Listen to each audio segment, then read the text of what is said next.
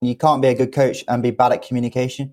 You got to be able to communicate your ideas and what you're trying to achieve with the athletes, and so they have a clear understanding of what they're trying to do in each session. The Triathlon Show 161.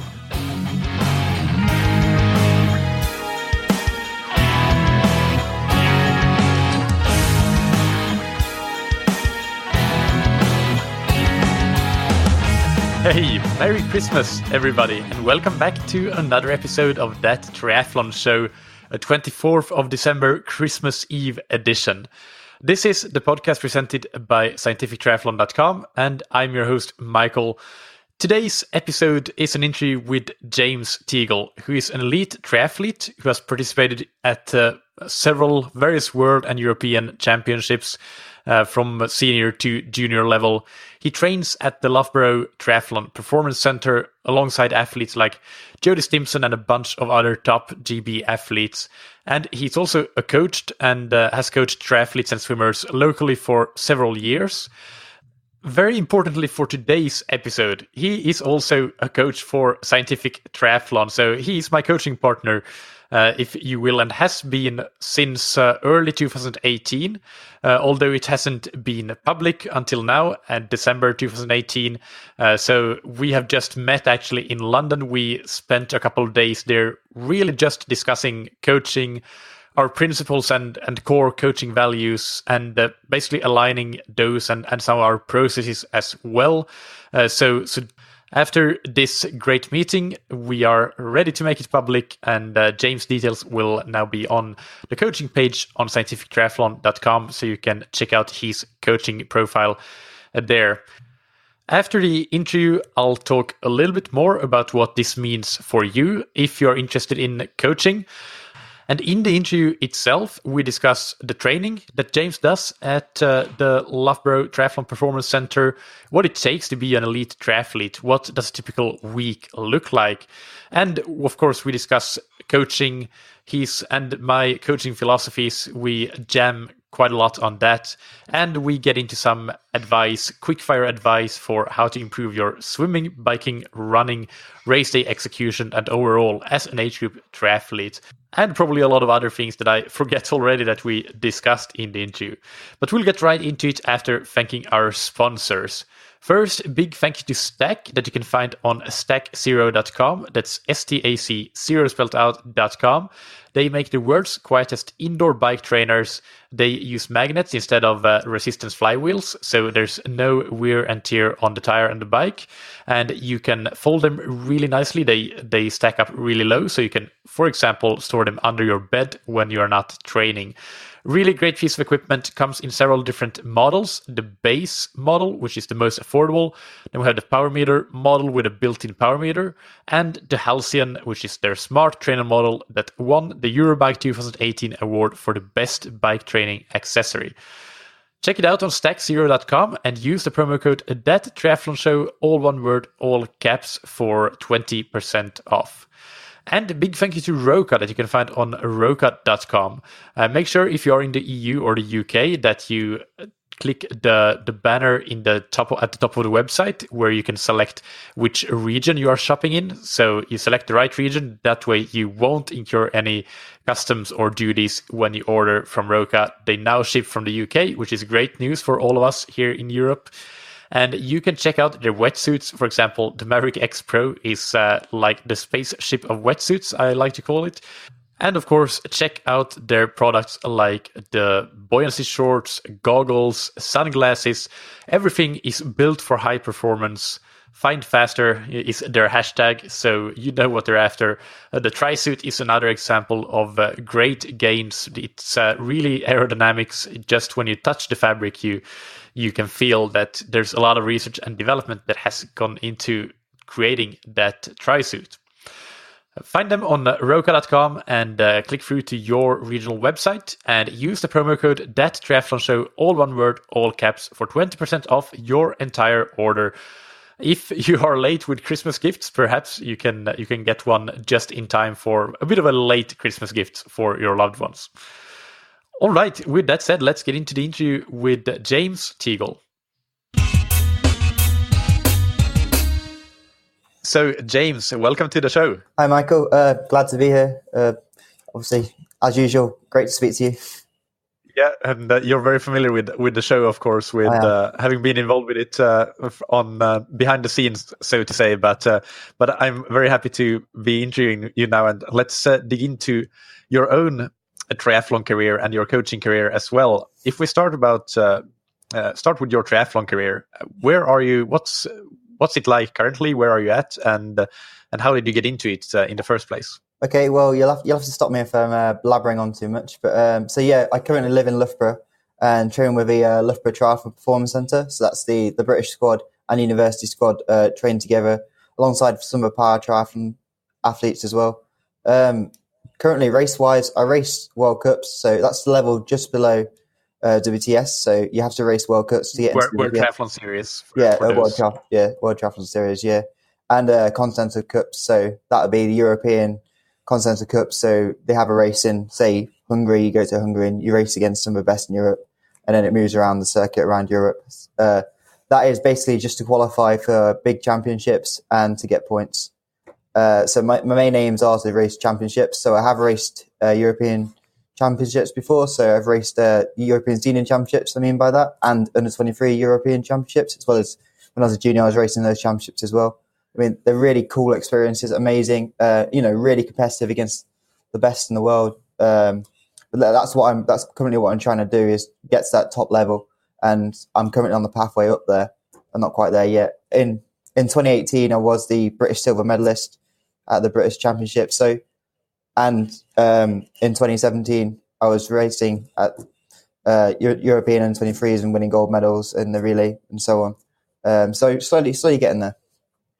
Do you have a favorite moment from your racing career when you have perhaps been riding or swimming alongside one of the really big names in the sport? Something that comes to mind? Well, I don't know if it's a favorite moment, but I was in Madrid World Cup and Christian Blumenfeld was on the front of a pack, and three French guys went up the road and attacked, and it was the hardest thing I've ever done in my life, trying to stick on Blumenfeld's wheel for, I think it was 6 laps of Madrid, this course up a hill, down again, up a hill, down again. Yeah, it was amazing, but it was incredibly tough. That was probably one of the best moments in my career. Luckily, I ran off okay, just because I'm a bit lighter than everyone else, and I think everyone else blew up a bit because of the effort. But yeah, that'll probably that's a highlight of my career, and because of how I did not race as well. Yeah, and looking at what Blumenfeld is currently doing, I guess you saw his 70.3 result recently in Bahrain, setting the world record and everything. That's one of the big names in the sport for sure. Yeah. So definitely see that being a highlight. Tell us about your background. How did you get into triathlon? What's your athletic career been like, and what's led you to where you are today? So the first thing you should know about me is I'm incredibly competitive. And I just love racing. So even when I was at swim school, I was racing, and I was one of those kids that the teacher kept telling off because, you're racing, you're not doing the drills properly. You just want to win, even though it wasn't obviously a race. So I started out as a swimmer from swim school, went to Loughborough Town Swimming Club, and quickly progressed on to, the county squad, which was based at City of Leicester. So at the age of 9, I was swimming 10 times a week, 16 hours a week worth of swimming until I was 16, really, and raced in nationals and national competitions. So that was where, as a kid, I was always focused on my sport. And I grew up with that. It was, very disciplined, good at time management, but especially very competitive around sport. And to be honest, it's all I thought about was sport.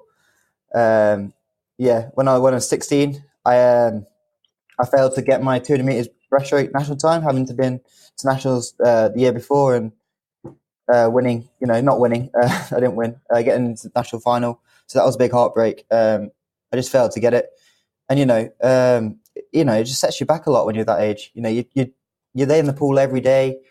You're doing what you can. Your parents are there at 4 or 5 o'clock in the morning. They're getting up at 4, taking someone start at 5. And, it's just massive. It's a massive heartbreak when you don't do something like that, when you've been training so hard. Unfortunately, the story of how I got into triathlon is quite a sad one. So one of the girls at my club actually had a heart attack in the pool and died. And one of the things we were doing to raise money and awareness of that was a charity triathlon at Loughborough University. So I went and did a charity triathlon and ended up winning it and thinking, oh, this is something, I could be good at, I'd like to do. And I see it on TV and I'm like, well, that was awesome. I'd love to do that.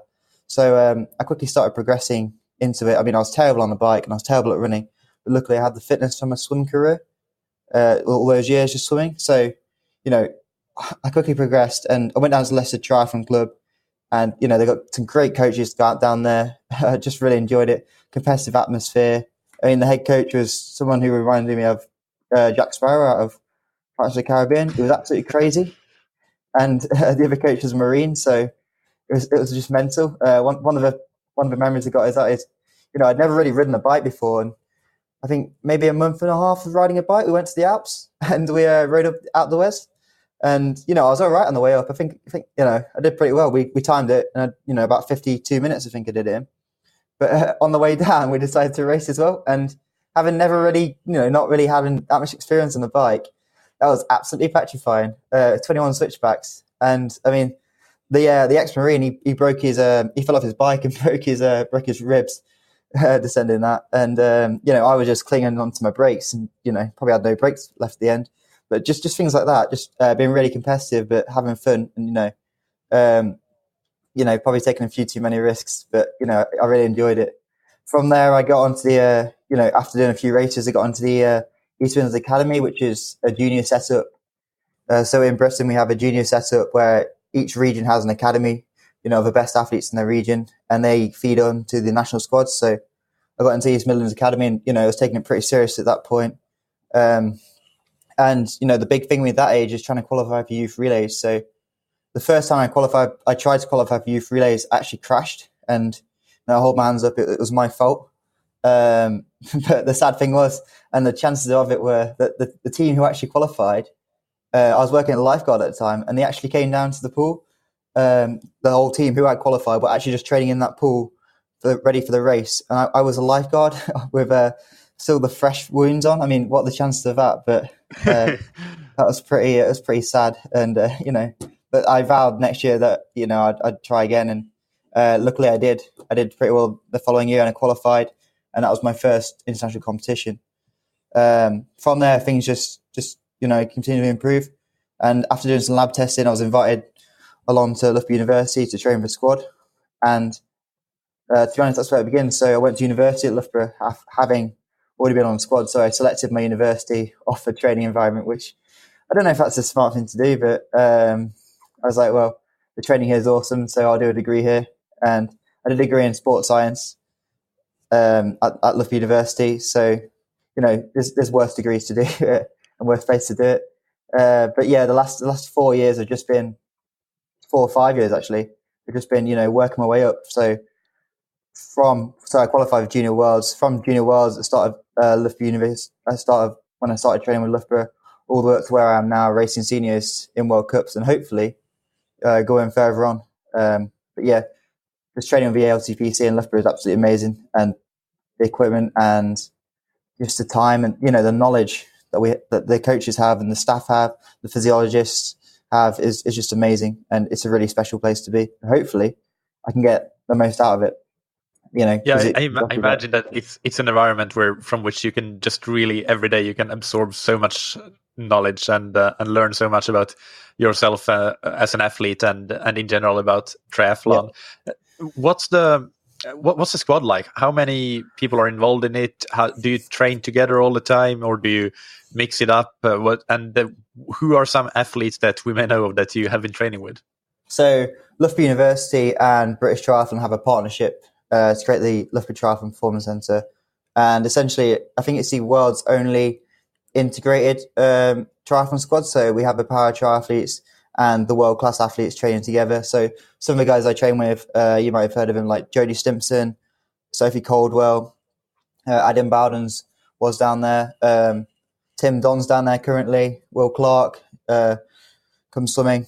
So yeah, that kind of caliber of athlete, and it's just amazing being surrounded by that much talent and that much knowledge.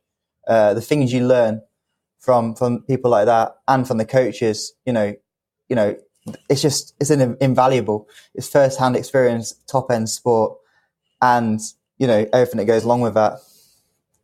And how have you found that your degree in sports science that also helps you in your training somehow? Yeah, my degree in sports science definitely helps me inform my training and inform the coaching that I do, because I haven't mentioned that yet, but for the last year and a half I've actually been coaching decent level athletes at swimming club and with you for your platform. So that definitely helps with that. But to be honest, where I draw most of my experience from is what I say is the people I've met and the environment that I've been in, because that first-hand knowledge, the people you come across, the knowledge, is second to none, and you just can't learn it out of a degree. I think you got to go and experience it, because a degree can teach you so much. It teaches you, the basics on the paper, but actually applying it to real life, that's what's important. And that's what being in that environment and, having access to all these people has taught me. Yeah. Do you have some example that springs to mind on something that you have just learned from being involved with those people, something that has changed in the way you train or race or whatever it may be, just from seeing and imitating what the others are doing that have been there and done that? I think the thing that stands out most to me is very simple, is just consistency.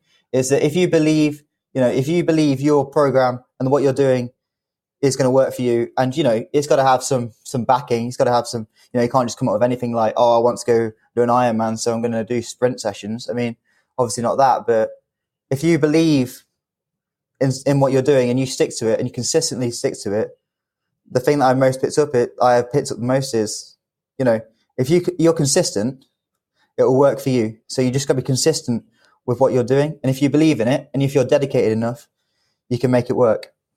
Yeah, and I think that usually if the whatever program you're doing, if it's a program that allows you to be consistent, then it's the right program for you. There's no one right program, but something that allows an athlete to be consistent, that may be one of the right programs for that particular athlete.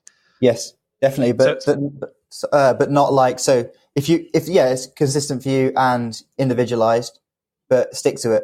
Don't differ. Don't look at what other people are doing. So from the people that I've been around, they don't look at what other people are doing. They know what they're doing is right for them, and they stick to it. They don't worry about what other athletes are doing or other coaches are doing. And that's something that I sometimes feel bad about with this podcast, that of course it's great to be able to introduce the listeners to many different viewpoints and perspectives from great coaches and great athletes.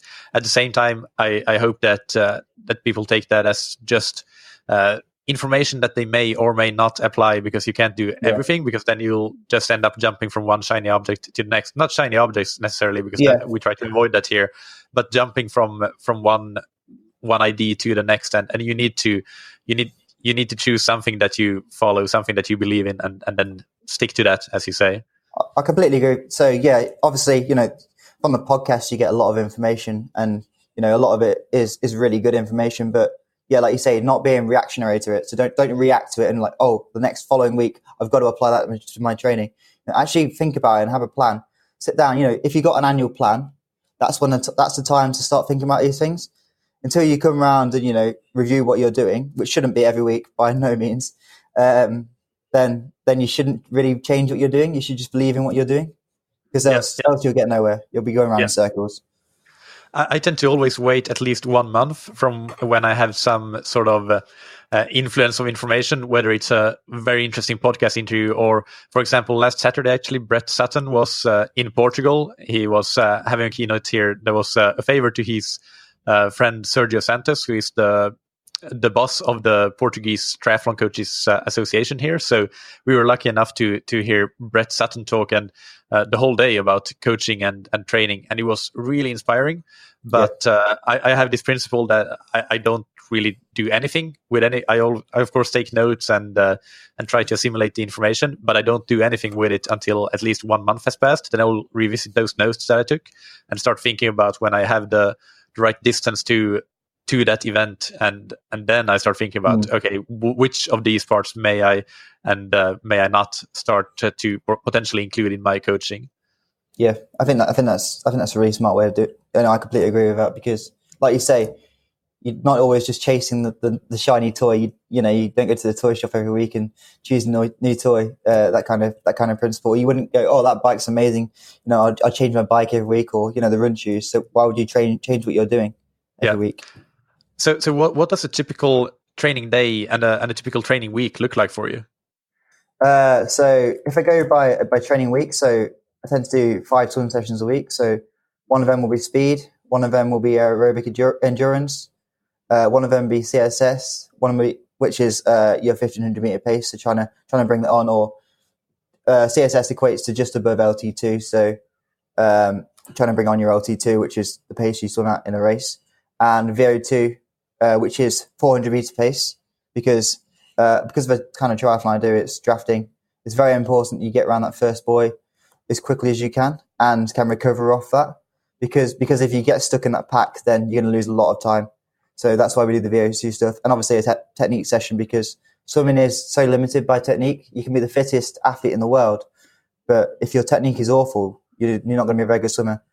And each of those swim sessions is about 90 minutes in duration and about 4 or 5K in length. So cycling is around 12 to 14 hours per week, depending on time of year. This time of year, it's features a long tempo session, so as the main session of the week. So we do a 3-hour ride, but within that we'll do anything from an hour to 90 minutes at LT1, which is around the pace you'd cycle if you're going to cycle for 3 hours consistently, and be absolutely shattered at the end of it and have nothing left. That's just basically to increase the amount of fat burning capacity we have. So if you want, obviously, as a triathlete, you want to be as aerobic as possible for as long as possible. You don't want to be burning carbohydrates, because when you're on the bike, you need to be ready for the run, because the run is where the race is won or lost. Although obviously the bike has a massive influence on the race. If you go too far into the red on the bike and you're burning too many carbohydrates, there's no way you're going to run fast on the run, so you can't win the race or even do well. So that long tempo ride is just about trying to bring up the fat burning capacity you have within you, so you can go for longer and use less carbohydrate stores, especially in Olympic distance triathlon. We also do 2 1-hour rides a week, so they're neuromuscular, so they're more like recovery rides. Getting a bit of feel for the movement, bit of technique, but basically just there to spin the legs out. And then we do a 2-hour ride and a 3 or 4 hour ride, or 2 3 or 4 hour rides, just for basic aerobic conditioning. Because cycling is so low impact, you can get away with doing more volume and getting the aerobic conditioning out of it. So right now that tempo run that you do, that's the quality session that you do every week, and the rest is more easier cycling. So the 1-hour rides would be level 1, so really low heart rate, just recovery zone. Longer rides are level 2, so somewhere between recovery and just below LT1. They're consistently, you stay within that zone. You don't go above that zone, because as soon as you go above that zone, you start burning carbohydrates. You start impacting on other sessions. As a triathlete, it's very important to think about other sessions as well. And within those sessions, it's very important that you fuel correctly, because if you don't fuel correctly in those sessions, you're really going to impact your swim sessions and your run sessions, which are often more intense. But yet they're just there just to increase, again, your aerobic capacity, so that when you're in a race, you're basically able to go for longer. If that makes sense. Yeah, and do you train indoors mostly this time of year in December, as we're talking, or do you go outdoors as well on the weekends? And do you train with a group on the bike, or is it mostly solo? So a lot of our sessions are group based. So the session is definitely group based, and we do train a lot outside, because although British winter is not too nice, it's often not too cold either. So, I say not too cold. I mean, it's between 0 and 10 degrees a lot of the time.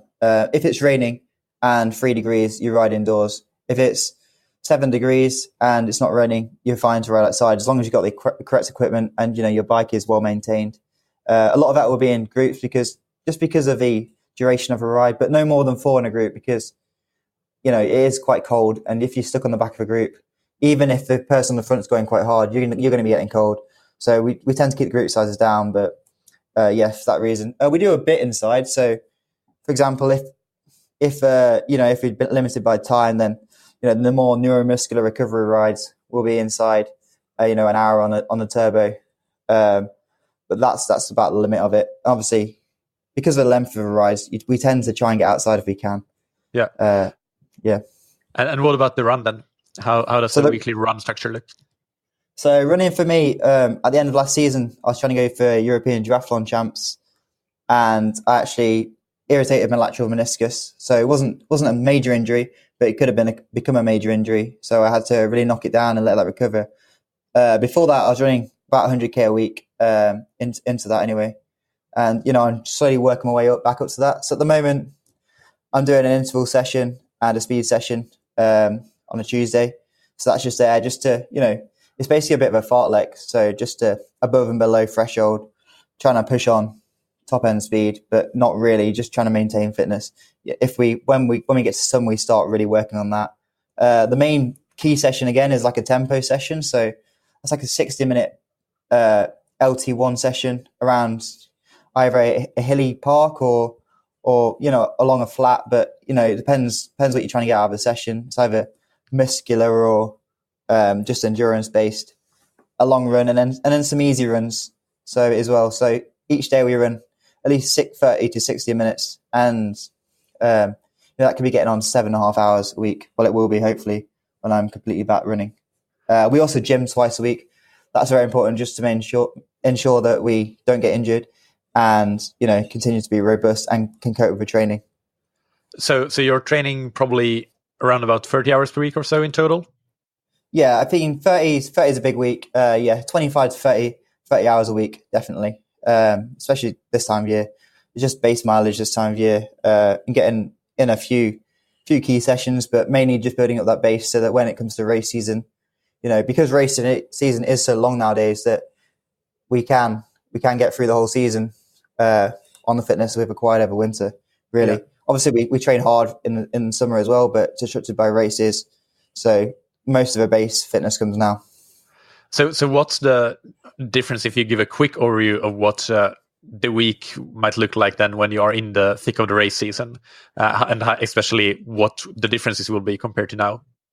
So the difference is essentially the intensity goes up and the volume comes down slightly. So the run sessions become slightly more intense. We start running more around LT2, so the tempo sessions come out. We start running around 10k, 5k pace, really pushing on that LT2, getting near. So we might do a VO2 max session to really try and improve our VO2 max if VO2 max is limiting our run performance. Because we do lab testing, we know all this. We know all these details. Cycling becomes, again, more intense. So we start doing more things like chain gangs or critical power sessions. So, 3-minute real hard efforts, 2 minutes easy, and then another 3-minute real hard effort, just repetitively trying to push on top end power, as well as obviously some LT2 and LT1 stuff just to maintain that basic fitness. And then the swimming, we do switch to an open water session to make it more race specific instead of a V2 session, because obviously there's a whole new set of skills required for open water. You can be the greatest swimmer in the world, but put you in open water and you can be absolutely terrible. So it's just, trying to get those group dynamics and trying to make sure you can swim in a group. Obviously the swimming becomes slightly faster as well and more intense towards race season because of basically what you're trying to do in races. Right. Yep. So what will your 2019 look like in terms of races and goals? So to be honest, I can't really tell you that much because I'm waiting on British Triathlon to bring out their selection policies. Hopefully they should be out by January. But my main aim is to qualify for Worlds as in the under 23 category, but as an elite within that. The hardest thing about that, to be honest, will be the competitors I'm racing against as a British athlete, because Britain is obviously very good at triathlon. Britain is quite good at triathlon, and just the depth there is quite high. So it's just it's actually the hardest. Obviously, it's very hard to qualify for those races And obviously at the top end of those races, it's also very hard. But the British Triathlon selection policy is that you need to show that you can achieve a top 10 at Worlds. And, the last 3 years I've shown that and not been selected. So it's just trying to actually just beat all those other Brits and then hopefully go to Worlds and do a good job of it. My secondary aim is to qualify for 70.3. Well, not qualify for 70.3, it's competing in 70.3 in a pro field. So that's something I've never done before. And because to be honest, I'm quite an aerobic athlete, it's something I'm quite looking forward to. It's a bit of a different challenge. And obviously, other races I'll be doing, I have a Spanish and French team. So I'll be racing for the Spanish and French team, in addition to some national races. Yeah. All right. So let's shift gears a little bit and talk about coaching, because as I have mentioned in the intro, you are a Scientific Triathlon coach and have been so for quite a while already. But we're now making it more of an official thing in relation to this podcast as well. So, and we met in London last week to talk about a lot of these things that we will talk about today as well. And the first thing really, and the most important thing that we discussed is our coaching core values. And and what would you say? What are the most important core values for you as a coach? Well, I think I know when you're a coach that communication is key and foremost. I mean, you can't be a good coach and be bad at communication. You got to be able to communicate your ideas and what you're trying to achieve with the athletes, and so they have a clear understanding of what they're trying to do in each session, and a clear understanding of how you work as an individual. You've got to communicate with them to see how they're getting on. I mean, it's fine you setting them a session, but they need to know, how it actually works, and you need to know how they feel and how they found it. Whether or not they think something needs to be tweaked, or you might not agree with them, but if they think something needs to be tweaked, it's worth trying to understand why they think that. The second thing is that all sessions, and as a coach, you need to have a purpose behind everything you're doing. Nothing can be just standard. So you can't just give out standard training plans, or everything needs to be it's best if it's individual and specific to a person, because no one is the same, and there's no point in doing someone else's training, like I mentioned earlier. It needs to be purposeful. You need to have a purpose behind it. And my third coaching value is it needs to be athlete first. So, you got to think of the athletes. The athletes have got to, they are the key. They are the key thing in this. So, it's got to be athletes first and athlete welfare first. So the athlete's got to be happy and they've got to understand what they're doing. Yeah. Talk a little bit more about communication and how you think that can look like in, especially now with online coaching, as we do, becoming more and more common. How do you think that how are you working with online, with communication in that sort of coach athlete relationship, and basically expand upon that a little bit?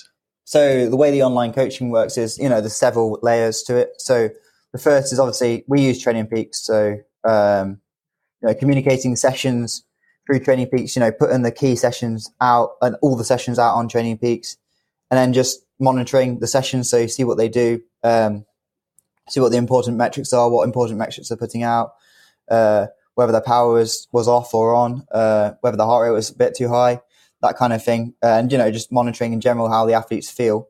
The second layer is WhatsApp or email or just any kind of messaging. So, quick communication, daily coaching needs and questions, making sure the athlete knows that you're there for them, and, anything they need or any questions they have, you can help answer through that very quickly, or have a repeated conversation.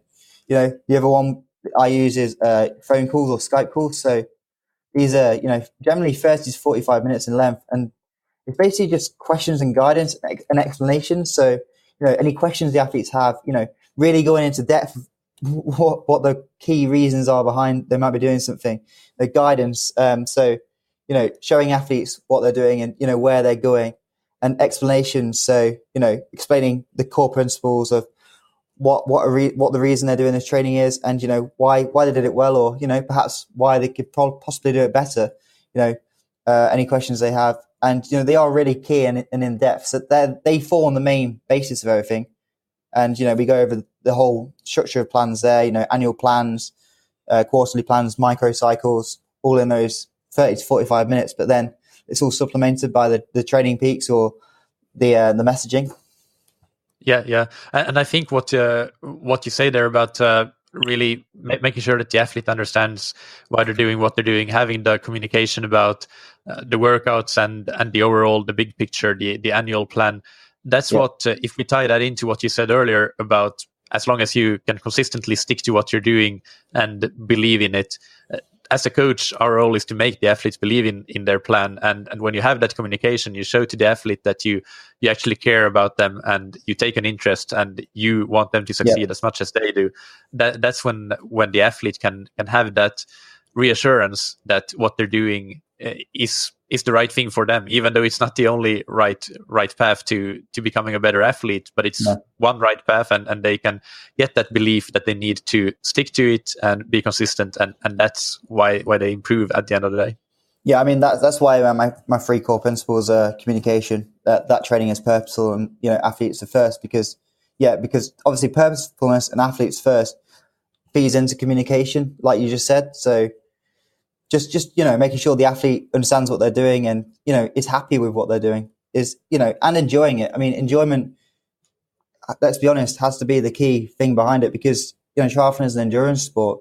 And, it's tough, so the athletes have to enjoy what they're doing, and they can't be having a miserable time about it either. No, that's definitely not sustainable. No. So when you mentioned the annual planning and quarterly cycles and microcycles, tell us a bit more about how you go about planning those different layers. So when I first meet an athlete, I tend to sit them down and go, or through the internet on Skype, go through an Excel document, which is basically swimming, cycling, running, and other, or gym. And essentially, I get into the list 3 things I need to improve on swimming, 3 things I need to improve on cycling, 3 things I need to running, and so on. And then we look at what their aims are, and we go, okay, which of these is the most important / the weakest for you, and which of these do we prioritize first? So, if you're an Ironman athlete and you're not particularly great on a bike, but you've got a really good run, and your swimming's getting there, then obviously the bike has to be the priority. And because of the time limitations of most age groupers have, a lot of the focus goes into how do we improve a bike, and hopefully the others follow. Well, the others do follow, and obviously we don't forget about the others either. But we use a lot of our energy on ensuring that they're getting the things that they definitely need to improve and to achieve their goals. So yeah, we go through that, and then we go, okay, so what A races have we got this year? And then we plan a macrocycle around them. So obviously each, say you got 12 months into your A race, where does the base block occur? What are we trying to achieve in that? What is the point of each microcycle in there? And all the way through up to the A race, just planning it out, really. And then when we move into the shorter the microcycles, the weeks and perhaps months, how do you then, if you have a certain purpose for a, let's say, 4-week block, how do you then plan the workouts within that block and within the weeks in that block? So I'd sit down with the athlete in a Skype call or face to face if possible, and we go through, okay, I go through, these are the sessions I think you need to do. This is the reason you're doing these sessions, and this is how I'd like you to execute them. And then hopefully, they follow through and they understand. If they've got any questions or, there's something they don't quite understand, then we go through that. But so each phase has an aim, and it's just making sure the athlete knows the aim, and, the aim is clear to them so they can see what they're trying to achieve. And you have talked about using process goals, and you talked about priorities already. But the process goals in particular, that's something that I found really fascinating when we met to discuss that and how you use them. And I'm starting to use that as well, steal that idea from you. So can you tell us about how you do that? So I probably didn't make it clear earlier on. So yeah, that so say the swimming, cycling, and running, the three goals, they are process goals. So they are things that, you're trying to achieve and tick off. So say, like I said, the cycling is a priority. We go, okay, how can we ensure we definitely tick off these process goals and improve on there? And then we move down to swimming. Okay, how do we improve these process goals? and so on. And each block should be reflecting how achieving those process goals. I mean, if you're a beginner athlete, those process goals are going to hopefully tick off very quickly, and you're going to have to come back again and go over some new process goals. If you're a more experienced athlete, the odds are those process goals might take a bit longer to achieve. So just how do we get to those process goals and achieving those processes so we can achieve our overall aim? Because process goals allow us to measure progress. You can turn up to a race and say, my goal is to win this race. But if another athlete turns up and they are just genuinely better than you and you've done all you can, then you don't achieve that goal. So the process goals are what allows you to measure progress and to see, I actually am improving, and I can see I'm improving this way. And then hopefully those process goals lead you to achieving your main goal. And if I understand correctly, sometimes those process goals are actually sort of outcome goals in that you want to achieve a certain improvement in pace or power, and sometimes it's more process driven, and perhaps more subjective. So can you give some examples, basically, of what they might look like? So for example, obviously you got to look at what race you're doing. So say you're doing an Olympic distance triathlon and it's draft legal, you would go, okay, I need to improve my swimming because I need to get around that boy, because say your goal is to win the race. I need to get around that boy in the front pack because if I don't get in that front pack, I'm not going to win the race. So the first thing you go is, okay, what process goals can I work on and be realistic about that are going to allow me to do that? So you go, okay, I need to swim a 420, or it's very fast, a 430, 400, and okay, you go, okay, so what's limiting me here? So you go, okay, I need to improve my stroke mechanics. I need to improve the front end of my stroke. So you go, okay, how do I achieve the front end? How do I improve the front end of my stroke? What process goals do I need to go through there? And a process goal could be, you're trying to catch more water using your forearm as a paddle instead of just your hand, or you're trying to increase your cadence. So that they're the process goals, really. Does that make sense? Yeah, absolutely. And I think that one of the things that I want to highlight here is that one of the reasons that I think this is so valuable is that it actually makes the athlete think and reflect on what their strengths and weaknesses and limiters are, and then hopefully also reflect on that and have increased awareness of what they're doing in each and every workout. If it's the swim, for example, and improving that front end of the stroke, actually knowing that's the key behind. We have reversed engineered their end goal of getting to the boy in the front pack to actually, I need to improve the front end of my stroke. Then that will be at the top of their mind when they are swimming, and help them execute a better session, be more aware in every single stroke, and execute more quality strokes simply in each and every swim workout. So that's one of the reasons that I think that this is a brilliant way of doing things.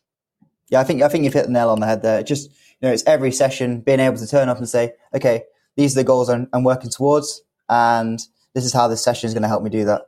So if you turn up to a technique session, you're like, okay, so the point of this technique session is to improve the catch, my swim on catch. Then what you're trying to achieve out of that session. You're not just endlessly swinging up and down, achieving nothing. Yeah, I think perfect practice makes perfect. Oh, yeah, absolutely. Practice does not make perfect, but perfect practice does.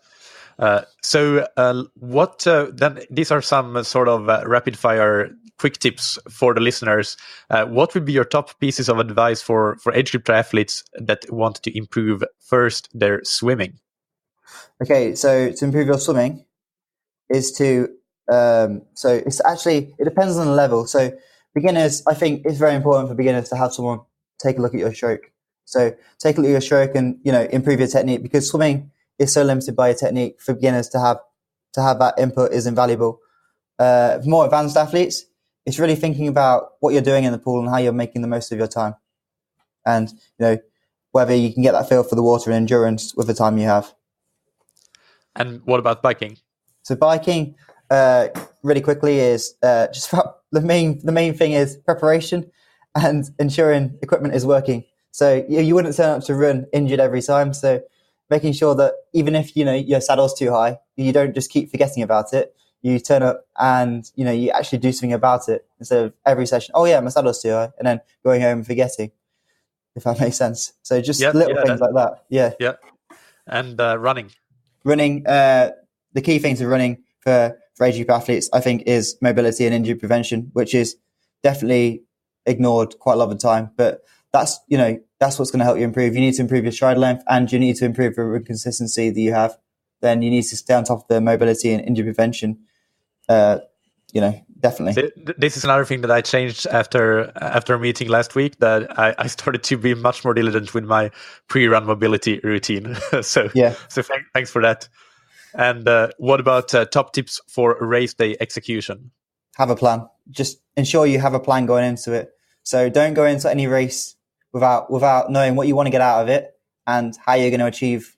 Obviously, plans can be fluid, and that you can't be that detailed with it, because it will depend on other things. But the more detailed you can be, and the more of a plan you have, the better chance you have of achieving your aims, instead of just turning up and hoping for the best. And finally, top pieces of advice for overall triathlon improvement. Overall triathlon improvement. So it's like what I said earlier. It's to have an idea of what you're trying to achieve in every session. Don't turn up to any session blind. What do you think are some common mistakes that age group triathletes make, and the most important, biggest mistake perhaps that can be big improvements if we can remove those? So I think the biggest thing that stands out for me is, you sit down and you go, okay, I've got all this time available for training. You need to be honest with yourself and realistic about the time you have available. So, if you're honest and realistic, the quicker you're honest and realistic, the quicker you can actually start achieving your goals. Because if you go, I've got 15 hours, and in reality you have something like 8 or 9, then it's just, being honest and realistic about yourself, if that makes sense. Yep, absolutely. And the time you have. And in 2018, as we're wrapping up the year, what is something that you learned first as an athlete and second as a coach? So first is to take more ownership of, I'm quite a experienced athlete now, and British Triathlon have something called athletes as leaders.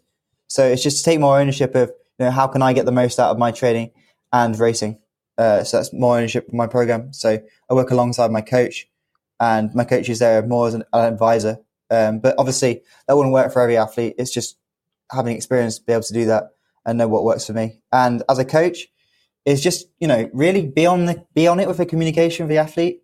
Because if you're not on it with the communication, every athlete's different, and you just got to be honest with them, and so they can be honest with you about what is holding them back. So really, this communication is definitely something that I've definitely picked up on in 2018, because it's so important.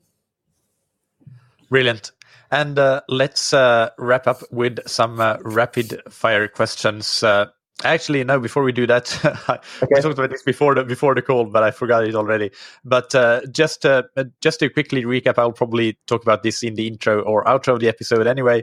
But yes, so for those listeners that if I didn't mention it in the intro, which is not recorded yet, obviously, you are coaching already at athletes under the Scientific Triathlon brand, and now we're just waiting to get the details up on the website, but it is official, and you're taking on athletes. So basically, can you tell a little bit about how the coaching works for an athlete that might be interested in signing up with you for coaching? So I've got some great athletes at the moment, but essentially, obviously looking to take on more athletes. So basically, just get in touch and say, we have a non-obligation call, up to 45 minutes in length. We go over everything. How can I honestly help you, and how can you benefit from me helping you? From there, we go on to actually going forwards with it. So have another session and go, okay, this is how we're going to plan out your annual plan, and just go forwards from there, if that makes sense. So after that, it's bi-weekly meetings and unlimited communication, really. Yeah, that wraps it up really nicely, and I'm sure that the listeners have understood that. I think it's pretty clear from this interview how much you care about your athletes, and how important it is for you that they improve. So I think that you've done a brilliant job so far. I'm really looking forward to 2019 coaching alongside you and learning together and improving together as coaches. Yep. Yeah. So the rapid fire questions, starting with what's your favorite book, blog, or resource related to triathlon? I cheated here. I've said people. So the people I've come across have definitely been more beneficial to me than any triathlon book. I've ever read or blog. Obviously, your blog is amazing, though, Michael. And what's your favorite piece of gear or equipment? My running shoes, because running just gives you that freedom and, that ability to explore. And it's so easy to do. And what's a personal habit that's helped you achieve success? Resilience, if I can say it, and creating chances. So I have a habit of not giving up when something doesn't go my way and then just trying again. So probably helps along by being really competitive. Yeah, brilliant. All right. So the listeners can learn more about you on scientifictriathlon.com and click through to the coaching page. And I'll try to have the details up by the time that this episode goes live. Obviously, it's Christmas times now, and I'm traveling. So as we talked about before the interview, I'm like crazy busy, but I'll do my best to do that. Otherwise, I will get it up very, very quickly, and people can email any one of us. We can put both our emails on the show notes as well to learn more. I think that's about it. Any other social media? Can people follow you on those accounts? Yeah, sure. So just James_Teagle on Twitter, James Teagle on Instagram and Facebook. Really easy. Brilliant. Thank you so much, James. It was a pleasure talking to you as always. And you. Have a good evening. I hope that you enjoyed that interview. Having known James for about a year or so now, I can say that, as always, the discussions I have with him are incredibly insightful, and they make me really think about my coaching, and they make me learn and make me grow as a coach. So, as mentioned in the interview and before, James is officially coaching for the Scientific Triathlon brand right now. And I hope that by the time this episode airs, I will have all the details on scientifictriathlon.com. I click through to the coaching page to see his coaching information. If it's not there, it will be there soon. And we have a PDF that we can send to you if you email me on michael@scientifictriathlon.com, where his coaching CV already is. I want to talk a little bit about why I brought James on and not somebody else, because there are thousands and thousands of coaches in the world, of course. And there are many reasons for this, but all of them have to do with that we are so aligned in our core values and how we apply them in our coaching. We're very similar in that way. And as we found out, especially once we had this sort of coaching mastermind in London a couple of weeks ago, that was really, really great to see that we have so similar thoughts about coaching and how we go about it. So first of all, James cares so strongly for the athletes that he coaches and puts the athletes first. He has that, what I like to call the give a damn factor. And of course, every coach will say that they do this, but to actually have it and use it in practice is a different thing. And that's what I want this brand, I want Scientific Triathlon to be associated with, actually caring and having that translate to actions in our coaching. And James does this fantastically well. I know this since he has been coaching since early 2018, coaching 3 Scientific Triathlon athletes. So he is somebody who really takes it to the next level.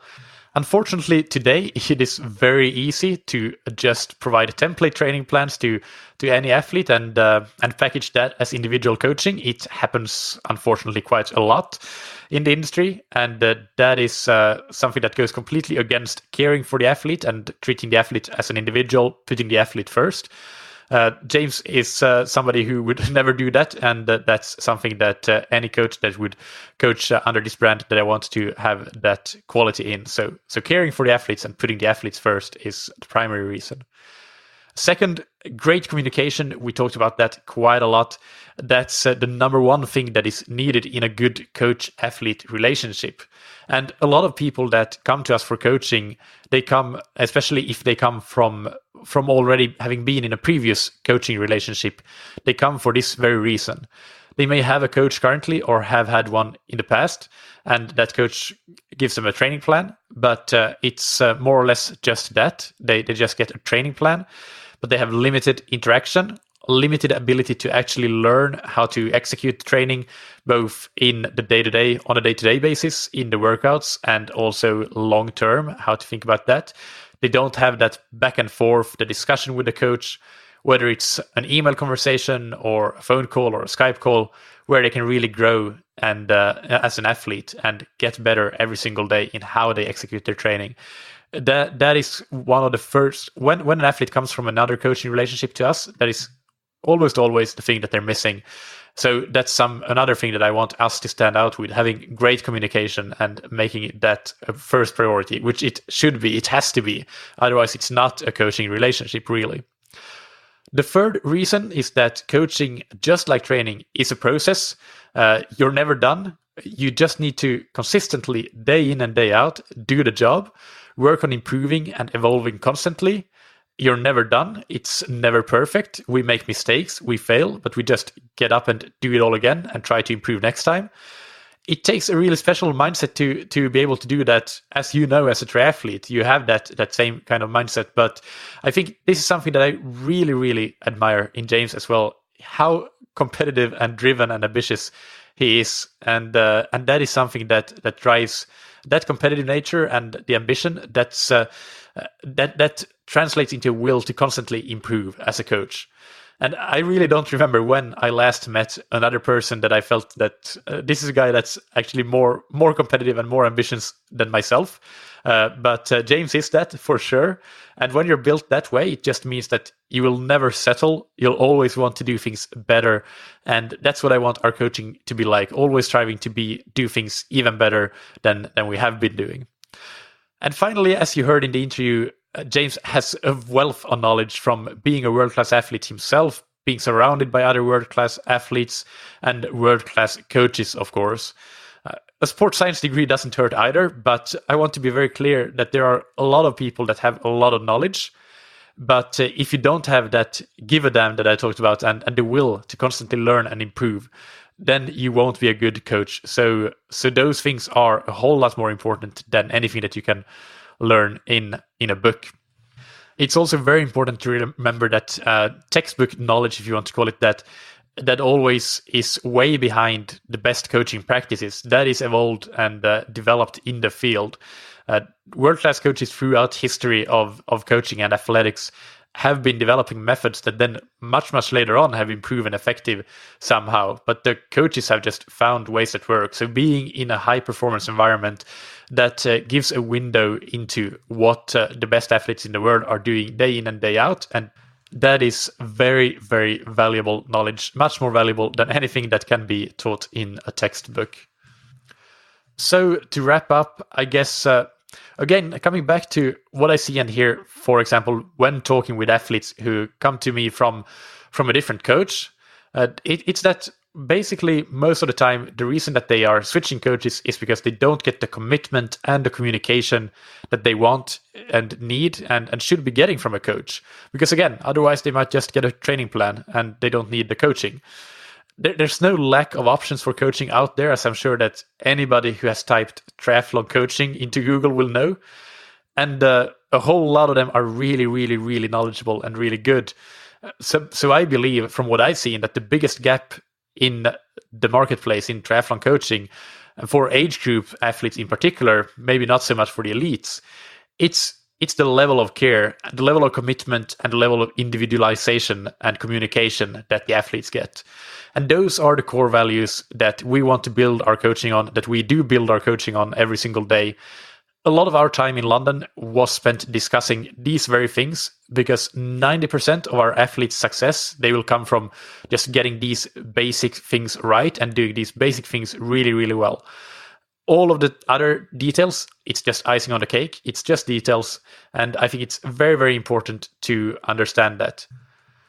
James has slots available to take on more athletes, as you heard. So again, go to that coaching page on scientifictriathlon.com to learn more, or just contact us directly and we can set up a no obligations call so that you can see if it's a good fit for you.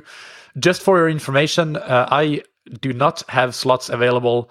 I do have a waiting list, so it is possible to get on my waiting list and get first dibs for when a slot opens up.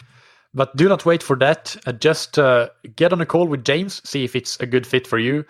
Keep in mind that every month that you're without a coach, that's another month that you're probably training much less effectively than you could be doing and getting less out of your training than you could be getting. So it's like saving for retirement. Every year that you're not saving for retirement, that's another year that you're wasting the potential compound interest that you could be getting from that retirement saving. And both James and I, of course, we put our money where our mouth is. We have coaches ourselves, and it is just insane the value that a good coach can bring to your training. So contact us if you are interested in that and want to learn more. In next week's Monday episode, which is on New Year's Eve, I interview Simon Wegerif on heart rate variability. And I promise I'll check how to pronounce his last name because I'm not quite sure at the moment. I haven't done the interview yet at the time of this recording. The topic is heart rate variability and how it can be applied to measuring total load. Be sure to subscribe to the podcast if you are not already subscribed so that you don't miss any new episodes like that. I think it will be a really good one. Of course, in the meantime, on Thursday, we will have another Q&A episode, so do not miss those either. And remember to send in your questions if you want to have them answered on Thursday Q&A episodes. Big thank you to Roka that you can find on roka.com. That's roka.com. You can get 20% off your entire order with the promo code ThatTriathlonShow, all one word, all caps. And a big thank you to Stack that you can find on stack0.com. That's STAC, 0 spelled out.com. You can get your next bike trainer for 20% off with the promo code ThatTriathlonShow, all one word, all caps. Thank you, as always, for listening. Keep training smart and keep loving triathlon.